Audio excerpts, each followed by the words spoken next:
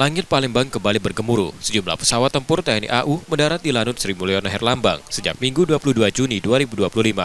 Kedatangan alutsista tempur TNI AU dari Lanut Rusmin Nuryadin Pekanbaru membawa skuadron udara 16 dan 12 dalam kesiapan latihan Matra Udara 2 Komando Operasi Udara 1 bersandi Jalak Sakti 2025 yang tahun ini kembali menjadikan Lanut Sri Mulyono Herlambang sebagai pangkalan aju.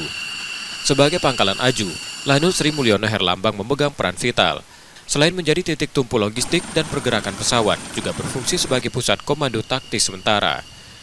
Letaknya yang strategis di tengah Sumatera, menjadikan Lanut SMH ideal sebagai titik simulasi operasi udara lintas wilayah.